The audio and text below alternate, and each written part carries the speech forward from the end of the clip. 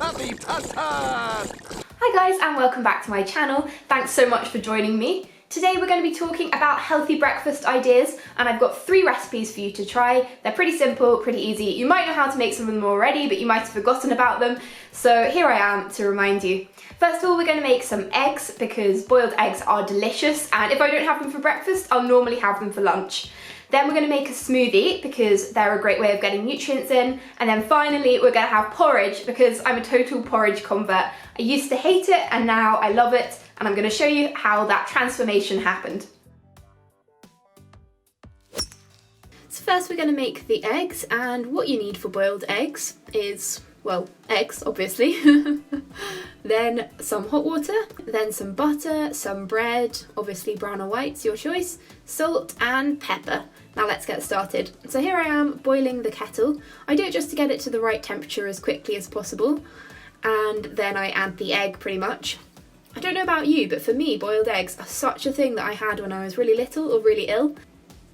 So what I'm doing here is I just put the pan on the hob first of all so that it heats up before I add the water. So I cut that as a jump cut, but it was nice and hot and I knew that it was ready for the hot water. So I've already boiled that hot water and there it is, getting to a good temperature. So when it looks like that, it is time to add your egg. Put it in really gently. I usually do this with a spoon just because sometimes they've got really delicate shells that break on the bottom. Then start your timer and do the toast while you're waiting. So once the toast is up, butter it, get it all ready while you're still waiting for the egg. And then that's the 6.5 minutes up. I usually try and do 6.5 minutes. I'm emptying that pot of hot water, running it under the cold water. 6.5 minutes is about right if you're like me and you keep your eggs in the fridge. I know you don't have to keep your eggs in the fridge, but if you do, then that's about right. After it's been in that cold water for a few minutes, then just wipe it off so that you get rid of all the excess water. There's nothing worse than a soggy egg. And here I am breaking into it. When I was a child, on a Sunday evening we used to have them after our roast, and my dad would always pretend we were getting a visit from some imaginary aunt and uncle called Uncle Bernard and Auntie Bernadette. It was every weekend and we were never allowed to see them. He'd just open the door and say, "Hello Uncle Bernard, hello Auntie Bernadette," and we'd all be jumping up and my mum would get cross with us, say, sit down, sit down." It was hilarious.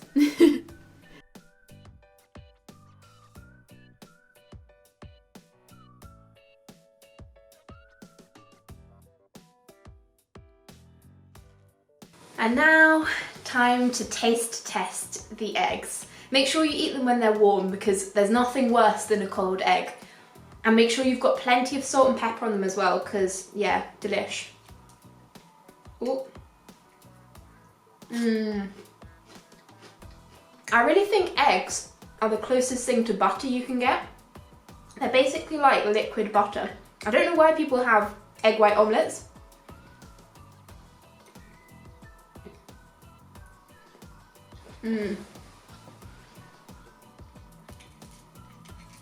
Yeah, there's nothing better than a dipped egg.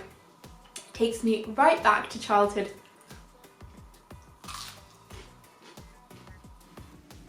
Next up, we're going to make the smoothie. Now, I'm a right idiot here, I put all the wrong ingredients out.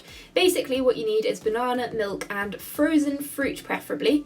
See, I put blueberries out and now I'm using raspberries. It's absolute chaos. So make sure you've got a smoothie maker. If you've got a hand blender, that would also work. Just anything that blends, that's perfect. Whiz it all up together. It's sort of an unspecified amount. That's the nice thing about smoothies, you can really add whatever you want. You also can do without the milk, you can just do it with banana, fruit and water. I used to do that every day before work and it's just such a quick and simple thing to do. You can also obviously add things like peanut butter or oats, or yeah, just have lots of different kinds of fruits, pineapple, raspberries, blueberries, cherries. The world's your oyster when it comes to smoothies. And now it's time to try the smoothie. Oh, it's very, very pink. I don't know if you can see that. It's a bit like Tubby Custard from the Teletubbies.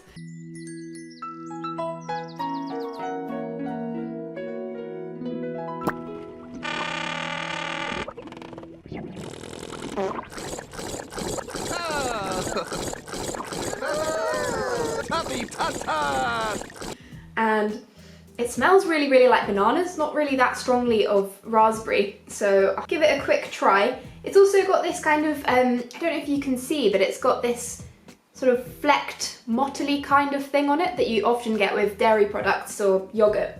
Right.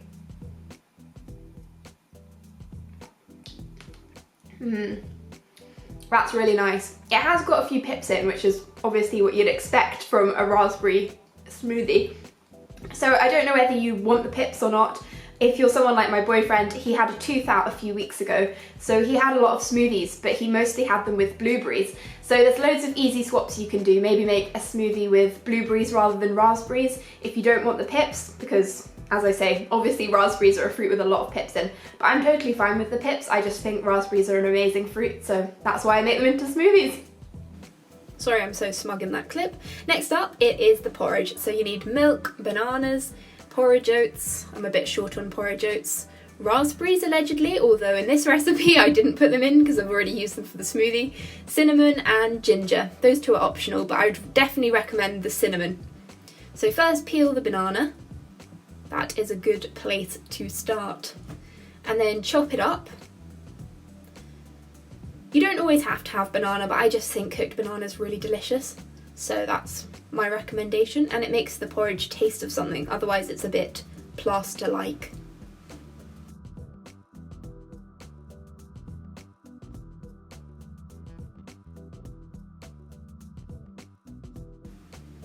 Then add your oats. You actually need less oats than you'd think.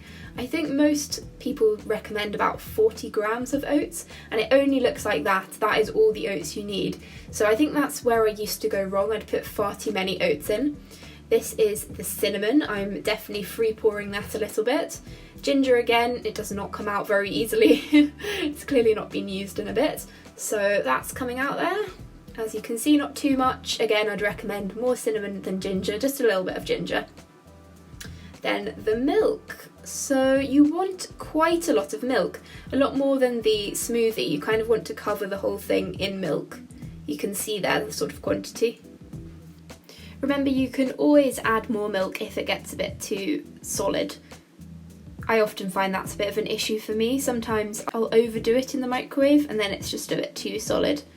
Mix it up just to get all the spices infused throughout the milk, and then pop it in the microwave. I usually try and start off with about 2 minutes, and then I add more milk if it's gone a bit too solid, or I'll just put it on for a little bit longer so the milk evaporates. But do bear in mind that the consistency can really change when you're eating it. Sometimes I've started out with a really sloppy wet porridge, and by the end it's like cement. It's really strange how it sort of goes through a transformation, so definitely go on the side of more sloppy. Here I am deciding it's not been in for quite long enough. I've just given it a bit of a mix and I'm putting it in again. I want less milk.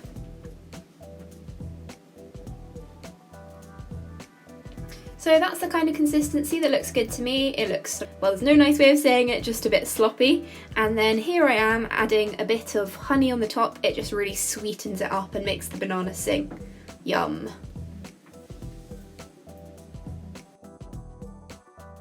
And now it's time for the taste test. I've had very little to eat this morning. I've only had a little bit of chocolate and some banana bread because I've been saving myself for this porridge. It smells really delicious. It smells like cooked banana. I don't know if you've ever had a banana fritter, but it's got that kind of smell to it. Or banana pancakes. Right, let's have a try. Very hot. Really nice. It's really banana-y, and you can really tell the difference with the honey. I'd really recommend the squeeze of honey. It's really nice, and I think the texture's really good as well, actually. I don't like it when it's too runny, and I don't like when it's too hard, but this is actually a really, really nice texture. So let me get on with my breakfast day. Hope you enjoyed the video. Please remember to like and subscribe. Thanks very much for watching, and please join us again soon. Also turn on the notification bell and then you'll always know when my videos have been uploaded. I'm trying to get more regular with them. At the moment I've only been able to do about one a week, but hopefully I'll be able to up that. This week I'm trying to get out maybe one every day. Oh, it's a bit ambitious, I don't want to jinx it, but we'll see how it goes. We're on Monday today, so there's a long way to go. See you next time, bye!